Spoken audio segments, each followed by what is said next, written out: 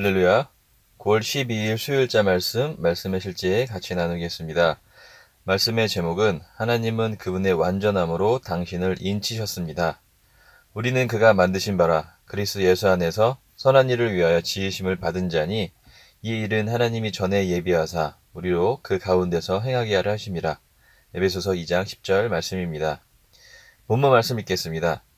말씀이 당신에 대해 말한 것과 반대되는 것은 어떠한 것도 받아들이지 마십시오. 비록 살면서 연약함과 의심과 실망과 기타 부정적인 것들을 경험하고 있더라도 이런 비정상적인 것들을 삶에서 당연한 것으로 받아들이지 마십시오. 그것은 그리스도인의 삶이 아닙니다. 당신의 삶은 하나님의 영광을 위한 것입니다. 당신은 탁월하도록 조성된 하나님의 작품입니다. 당신은 하나님께로부터 태어났습니다. 다시 말해 하나님이 영광스럽고 아름답게 당신을 지으시고 낳으셨습니다. 아멘. 베드로전서 2장 9절을 읽으면 기뻐서 소리치게 됩니다.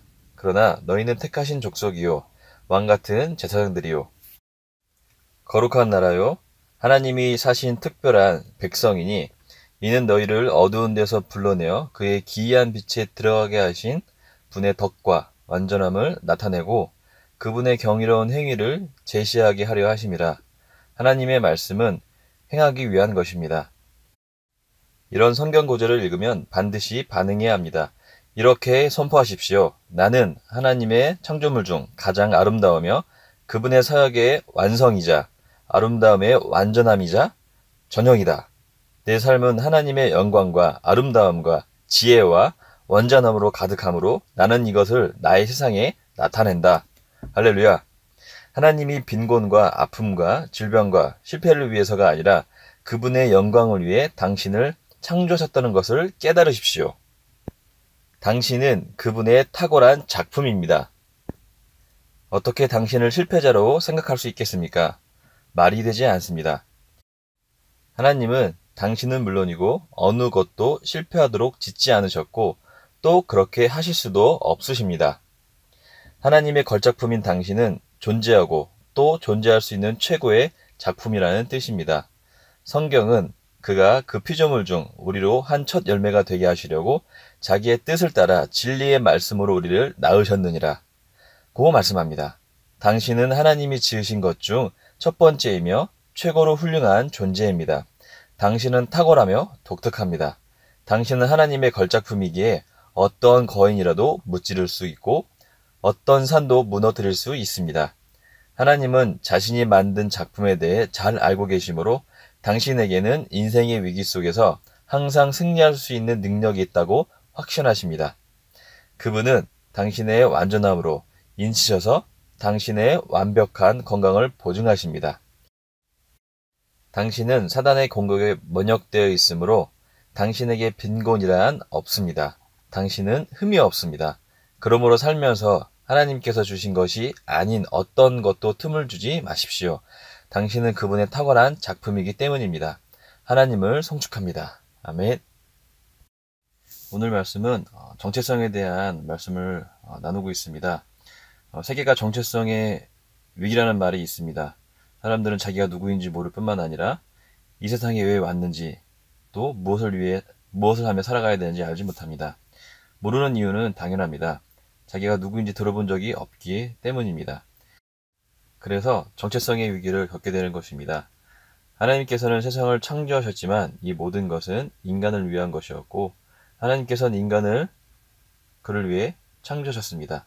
자연적인 접근과 잘못된 과학적 진화론으로 사람들이 동물로부터 진화했다고 주장하는 사람들이 있지만 성경에서는 명확히 인간은 하나님이 창조하셨다는 것을 말씀하고 있습니다. 어떠한 피조물보다 더 완벽하고 아름답게 창조하셨다는 사실입니다. 이조차도 인정하지 않기 때문에 사람들이 혼란스러워하고 전 인류가 같은 문제로 지속적으로 고민하고 있는 것입니다. 더욱이 더 큰 진리는 우리가 예수님의 부활로 말미암아 그분과 함께 죽었고 장사되었고 부활하였기 때문에 예수님의 부활과 주되심을 믿고 고백함으로 우리 안에 죽었던 영이 이전에 존재하지 않았던 새로운 종족으로 하나님의 본성을 가지고 더 완벽하게 더 탁월한 모습으로 거듭났다는 것입니다. 이것이 우리의 진정한 정체성입니다. 성경이 말하기를 우리는 새로운 피조물이며 하나님의 걸작품이기 때문에 생명의 새로움으로 살아가라고 말씀하고 있습니다.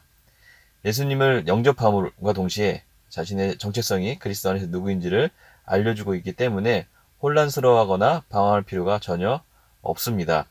나 자신이 누구인지를 아는 것은 너무나 중요합니다. 이것을 시작으로 믿음 생활의 출발점이 되며 늘 승리하며 살 수 있는 가장 기초이며 근본이 되기 때문입니다. 오늘 말씀에서는 우리는 하나님으로부터 가장 아름답고 영광스럽게 지어졌다고 말씀하고 있습니다. 그 이유는 그분의 덕과 완전함을 나타내려고 그분의 경이로운 행위를 제시하게 하려 하는 것이다라고 말씀하고 있습니다. 다시 말하면 우리는 그분의 승리와 그분의 영광의 트로피들이라는 것입니다. 얼마 전 아시안게임에서 대한민국 국가대표 축구팀이 금메달을 따게 되었습니다. 영광스럽게도 출전한 팀원 모두가 금메달을 획득하게 되었습니다.